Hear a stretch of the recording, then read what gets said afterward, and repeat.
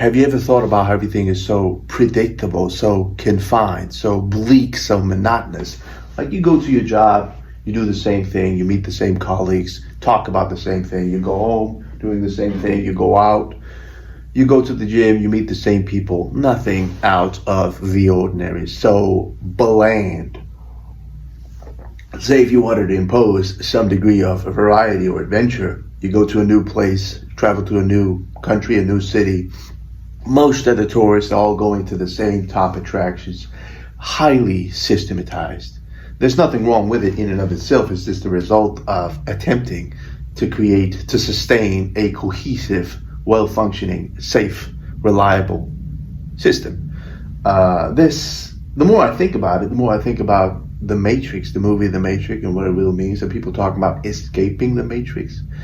I'm pretty sure what they're talking about is being able to live life on one's own terms, being financially secure, essentially, being able to do whatever you want, whenever you want it. That's all very nice, but one needs to remind oneself about how it is depicted in the movie versus how it is in real life, because make no mistake, although the implications are there, they are not as overt, they're not as stark, they're not as extreme, and not as exaggerated.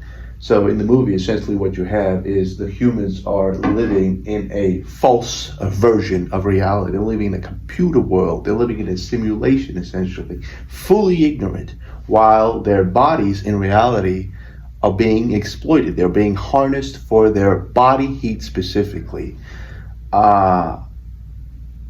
You are also being exploited, not in the same sense in the movie, but your time and your energy are you own your time and your energy for somebody else. If you don't, whether you're a carpenter, a doctor, an engineer, or a janitor, whatever you do, you contribute to the system. You fulfill a certain role in the system, and you're not rewarding yourself as much as the owner or the owners of the system. So in that sense, you are being exploited.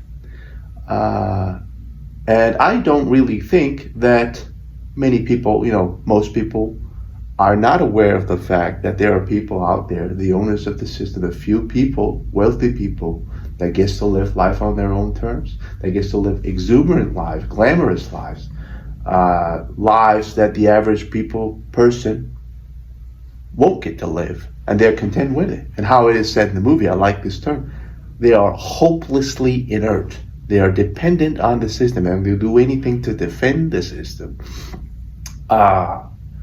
One needs to also remind oneself that in the movie it's depicted as this evil force, this opposition, something that needs to be eradicated.